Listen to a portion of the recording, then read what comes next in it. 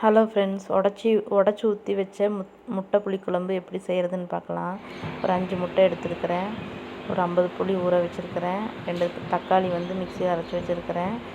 2 பல் பூண்டு நீட் நீளமாக எடுத்துருக்கிறேன். சின்ன வெங்காயம் ஒரு 5-6 சின்ன வெங்காயம் நீட் நீளமாக எடுத்துருக்கேன். 2 டேபிள் ஸ்பூன் மல்லித்தூள், 1 டேபிள் ஸ்பூன் மிளகாத்தூள், 1/4 டேபிள் ஸ்பூன் மஞ்சள்தூள், அரை மூடி தேங்காய் பால் எடுத்து வச்சுருக்கிறேன். கடாய் வச்சு ஹீட் ஆகிடுச்சு. இப்போ ஒரு 3 tablespoon oil ஊற்றிருக்கிறேன்.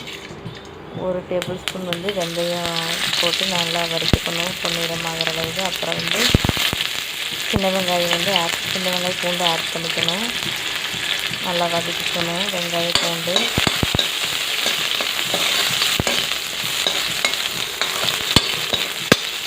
Stove medium ஃப்ளேமில் வச்சு வதக்கிக்கணும். வதங்கிடுச்சு வெங்காயம் பூண்டு. அப்புறம் அரைச்சி வச்ச தக்காளி ஆட் பண்ணியிருக்கேன். தக்காளி கொஞ்சம் குழம்பு கெட்டியாக கிடைக்கும். அதுக்குள்ளே தக்காளி அரைச்சி வச்சுருக்கேன். அதேமாதிரி குழந்தைகளும் தக்காளியெல்லாம் ஒதுக்கி வைப்பாங்க. இப்படி அரைச்சிட்டோன்னா அவங்க ஒதுக்கவே மாட்டாங்க.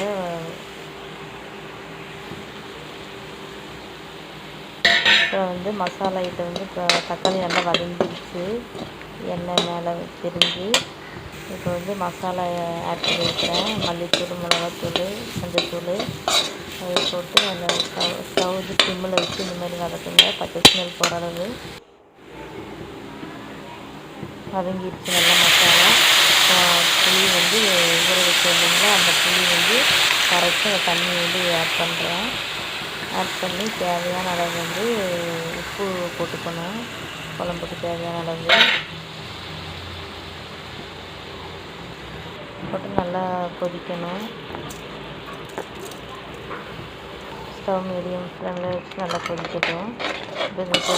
கொதிச்சு வர டைமில் முட்டை ஒரு சின்ன கிண்ணத்தில் எடுத்து ஒன்றா தனித்தனியாக உடச்சி இந்த கொதிக்கிறப்போ ஆட் பண்ணணும். தனித்தனியாக அதிலேயே ஸ்ட்ரெயிட்டாக ஆட் பண்ணால் முட்டை நல்ல முட்டையாக கெட்டு போனதாக நமக்கு தெரியாது. இந்த மாதிரி தனித்தனியாக கிண்ணத்தில் உடச்சி ஆட் பண்ணோன்னா நல்லது. இல்லைன்னா குழம்பு வேஸ்ட் ஆகிரும்.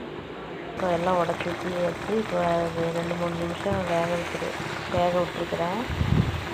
ஒரு 3/4 பதம் வெந்துருச்சு முட்டை. நடுவில் உடனே கிளறக்கூடாது. இப்போ சைடில் இப்படி எடுத்து பார்க்கணும்.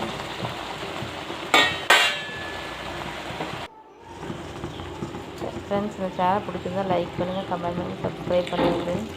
கரைச்சி வைக்க தேங்காய் பால் ஊற்றி மிக்ஸ் பண்ணிக்கணும். 4 பேர் சாப்பிட்லாம். இந்த குழம்பு நல்லாயிருக்கும். இந்த மாதிரி டிஃப்ரெண்ட்டாக செஞ்சால் சாப்பிடுவாங்க. இப்போ குழம்பு நல்லா கொதிச்சிருச்சு. ஸ்டவ் மீடியம் ஃப்ளேமில் வச்சேன். கொதிச்சு நுர கட்டிடுச்சு. முட்டையும் நல்லா வெந்துருச்சு. கொத்தமல்லி தூவி சர்வ் பண்ணணும்.